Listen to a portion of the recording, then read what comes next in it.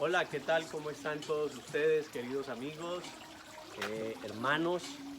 Les saluda como siempre su amigo y servidor Carlos Telles, pastor de Iglesia Revive en la ciudad de Cornelius, North Carolina. La verdad me da mucho gusto poder estar al final de este día acompañándoles, compartiendo con cada uno de ustedes, ahora que estamos en esta pequeña prueba y también en medio de esta cuarentena, recluidos en nuestras propias casas, en nuestros propios hogares, pero en medio de toda esta tribulación, en medio de este desconcierto, en medio de esta confusión en la que vive el mundo entero, porque son todas las naciones del globo terráqueo que están o estamos experimentando esta incertidumbre, el Señor nos manda a estar en quietud y en reposo, pero de la misma manera es un tiempo propicio para la meditación, para la reflexión, para la introspección, para encontrarnos internamente con cada uno de nosotros mismos, encontrarnos y empezar a tener un tiempo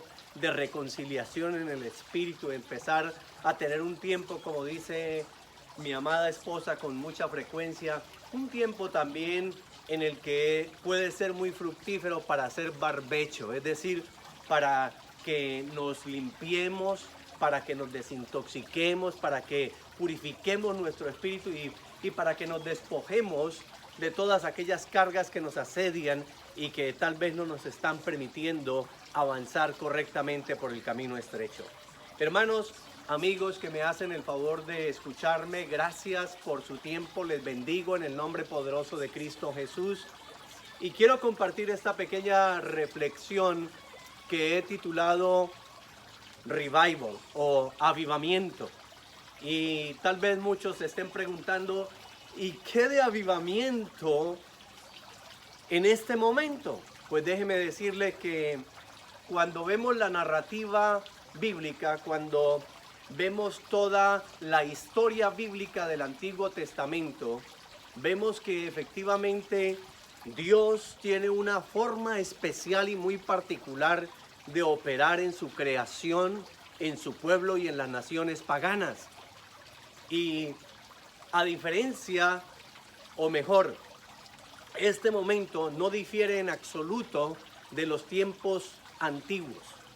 El pueblo de Israel, cada vez que estaba desviado, que se alejaba de la presencia de Dios, que se desviaban por los caminos de perdición, que se iban tras los ídolos en los lugares altos, como nos dice toda la narrativa bíblica, lo primero que el Señor hacía entonces es traer sequía, hambre, desolación.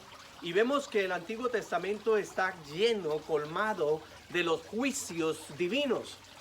Cada vez que la nación se desviaba y tomaba una doctrina diferente o que sus reyes se desviaban en pos de los dioses paganos, el Señor siempre traía juicio a la nación de Israel. Y en ese juicio, de repente se despertaban algunos profetas, ese pequeño remanente de Dios, y empezaban a clamar, empezaban a invitar al pueblo a la reflexión, al arrepentimiento. Y después de este tiempo de silicio, de arrepentimiento, de ayuno y de oración, veían el brazo poderoso de nuestro amado Señor moviéndose en misericordia, en bondad y en amor por su pueblo. Pero no solamente, amigos, hermanos, vemos nosotros en el Antiguo Testamento que esta misma situación sucedió única y exclusivamente con el pueblo de Dios. También tenemos grandes testimonios. Por ejemplo, llega a mi mente la ciudad de Nínive o la nación de Nínive, específicamente, la ciudad de Nínive. Una ciudad pagana, una ciudad extremadamente maligna, una población que estaba dedicada completamente a la maldad, a la perversión, a tal punto que cuando Dios le ordena al profeta Jonás que vaya a predicar el arrepentimiento y que vaya a publicar que dentro de cierto número de días la ciudad sería destruida, Jonás, sabemos y conocemos todos, que se resistió al llamado y trató de huir, de escapar de la presencia del Señor para no cumplir con su mandato, porque sabía que la población de Nínive, sus habitantes, eran extremadamente perversos. Y todos sabemos que en esta forma que utilizó el profeta Jonás para escapar de la orden dada por Dios, fue a parar al vientre de una ballena, y que esta ballena, este cetáceo, este enorme pez, lo arrojó finalmente en las playas de Nínive, y allí tuvo que ir y cumplir con el mandato divino. Pero lo que quiero resaltar en este pequeño recuento, amados, es que básicamente el pueblo de Nínive, un pueblo pagano, un pueblo donde estaba lleno, rodeado por el pecado y la maldad, alejados completamente de Dios, en medio de la predicación de Jonás, que anunciaba la destrucción de esa ciudad, el pueblo entero cayó en un arrepentimiento, y dice la palabra que se vistieron de cilicio y que hicieron ayuno y que oraron como tal vez nunca antes habían hecho. Y allí vemos la poderosa misericordia, el amor y el poder y la gracia de Dios moverse y manifestarse a través de esta situación. Dice en el capítulo 4, porque solo es una parte de la reflexión, dice en el capítulo 4 del libro de Jonás, que Jonás se enojó con el Señor, que sintió amargura de corazón porque le había Dios concedido el perdón a estas personas. Y dice en el capítulo 4, en el verso 10 y 11, y dijo Jehová, ¿tuviste tú lástima de la calabacera en la cual no trabajaste, ni tú la hiciste crecer, que en espacio de una noche nació y en espacio de otra noche pereció? Verso 11 del capítulo 4 de Jonás dice la bendita palabra del Señor. Y dijo el Señor, y no tendré yo piedad de Nínive, aquella gran ciudad donde hay más de 120,000 personas que no saben discernir entre su mano derecha y su mano izquierda, y muchos animales. Vemos aquí en esta porción la misericordia, el amor, el favor y la gracia divina moviéndose aún a favor de un pueblo pagano, porque el anhelo ferviente del Señor es que todos procedan al arrepentimiento y que todos vengan a la salvación. De manera que en este tiempo es un tiempo propicio para un avivamiento, es un tiempo propicio, hermanos, amigos que me hacen el favor de escucharme, para que vengamos en arrepentimiento, para que cada uno hagamos una introspección, para que miremos hacia adentro, hacia nuestro corazón, para que miremos, como lo dijo mi amada esposa el domingo pasado, cuál es el peor virus que puede haber en nuestro corazón, cuál es o qué es lo que está contaminando nuestro cuerpo. ¿Cómo es que se llama lo que le ponen al pan? ¿Cuál es la levadura que hay en nuestro corazón? ¿Qué está leudando nuestro corazón? ¿Qué es lo que está leudando nuestro espíritu? Pero, hermanos, quiero invitarlos, por favor, para que vamos un momento al libro de Juan,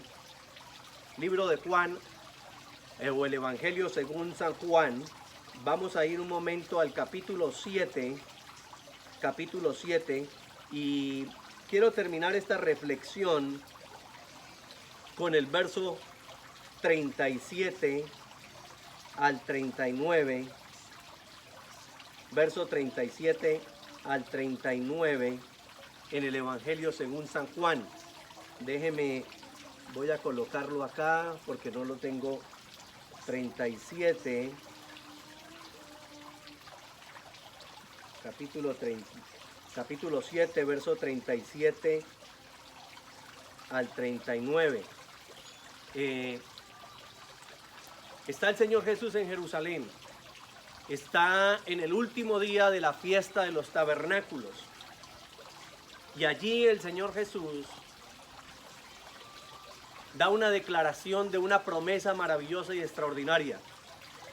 Dice a partir del verso 37, en el último y gran día de la fiesta, y se está haciendo referencia a la fiesta de los tabernáculos, Jesús se puso en pie y alzó la voz diciendo, escuchen, si alguno tiene sed, venga a mí y beba. Si alguno tiene sed, venga a mí y beba. Yo considero, hermanos, que este es un tiempo propicio para que la humanidad entera venga con un arrepentimiento genuino, se arrodille, implore clemencia, así como lo hizo esa ciudad antigua pagana en Nínive, para que no solamente los que aún no tienen una relación con el Señor Jesucristo, sino también la iglesia que se ha desviado, el cristiano que ha tomado un camino de perdición, se ha enfriado en la relación con el Señor, y atienda la palabra de Dios. Y el Señor Jesucristo dice que todo aquel que tiene sed, que venga a Él y que beba. En este momento hay una sed grande en el mundo entero, y esa sed es de la palabra de Dios. Esa sed que debe haber en cada uno de nosotros es sed de misericordia, sed de perdón, sed del Espíritu Santo de Dios. Como dice esta porción, sed del agua viva. No de un agua como esta, pero sí del agua viva, como le dijo el Señor Jesucristo a la samaritana, cuando le pidió que le diera de beber de ese pozo, del pozo de Jacob, cuando tuvo el encuentro con la samaritana. Y entonces el Señor Jesús le dice a la samaritana, si supieras quién es el que está pidiéndote de beber, tú le dirías, o tú me dirías, dame tú de tu agua, porque ciertamente todo aquel que beba del agua viva que ofrece nuestro Señor Jesucristo, nunca jamás tendrá sed. Y dice en el verso 38, el Señor Jesús diciendo, el que cree en mí, como dice la Escritura, de su interior correrán ríos de agua viva. Esto dijo del Espíritu que había de recibir los que creyeran en él, pues aún no había venido el Espíritu Santo, porque Jesús no había sido aún glorificado. Sabemos y entendemos que esta es la promesa del Espíritu Santo y que se cumplió hace ya aproximadamente 2000 años atrás, y este cumplimiento de la promesa se dio en el día de Pentecostés. Pero aún en esta época, hermanos y amigos que me hacen el favor de escucharme, hay muchas personas que aún no han venido a las aguas vivas, que aún no han venido a beber del agua de vida, del Espíritu Santo de Dios. Dice acá que de su interior correrán ríos de agua viva. Y quise hacer este video en esta parte con esta fuente de agua a mi espalda o a mis espaldas con un propósito didáctico, con un propósito de que entendamos, hermanos, que cuando el Espíritu Santo de Dios es derramado en nuestro corazón, porque tenemos un arrepentimiento genuino, porque le hemos clamado a Dios, le hemos implorado el perdón, y Él, que es un Dios amoroso, nos va a conceder el perdón. No solamente nos perdona, sino que nos restaura. Y en esa restauración viene el proceso de la santificación. Pero allí viene la llenura del Espíritu Santo de Dios.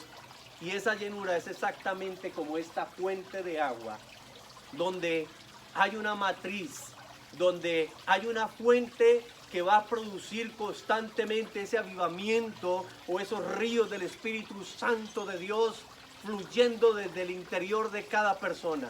Y así como vemos que de esta fuente empieza a vertir agua y se empieza a llenar cada plato de la fuente, pues eso es lo mismo que la palabra nos está diciendo, que de nuestro interior correrán ríos de agua viva que van a saltar para salvación y para alcanzar a todos aquellos que aún no tienen una relación con Cristo. Hoy más que nunca, hermanos, en este momento de angustia, de ansiedad, de dificultad, en esta pequeña confusión que vive el mundo entero, las naciones enteras, es un momento de avivamiento, iglesia. Es un momento para que nosotros, como los hijos de Dios, nos levantemos en el poder del Espíritu Santo de Dios que hagamos ayuno, que proclamemos días de ayuno, días de oración, pero que también intercedamos ante nuestro Padre con el fervor de un espíritu renovado para que Dios mueva su brazo de misericordia. En estas reflexiones que tenemos cada uno de nosotros en esta semana, yo le preguntaba, Señor, ¿cuándo tú vas a desaparecer y a llevarte este virus y a terminar con esta pandemia que tiene de rodillas al mundo? Y no le puedo decir a usted, amigo, amiga que me escucha, que tal vez Dios me habló audiblemente porque entonces sería un mentiroso. No, pero en mi espíritu, en mi corazón sentí que Dios me decía, cuando el pueblo se humille delante de mi presencia y reconozcan su pecado y su maldad, entonces yo escucharé y sanaré su tierra. Hermanos, los invito en el amor de Cristo para que compartamos este mensaje, para que cada uno de nosotros nos pongamos en la brecha, para que cada uno de nosotros intercedamos y para que cada uno de nosotros llevemos la verdad y la esperanza viva que es Cristo Jesús, para que haya un arrepentimiento genuino en el mundo y en la nación entera, para que esta pandemia desaparezca. En el nombre poderoso de Cristo Jesús. Amén y amén. Gracias, mis hermanos, amigos, que el Señor les bendiga.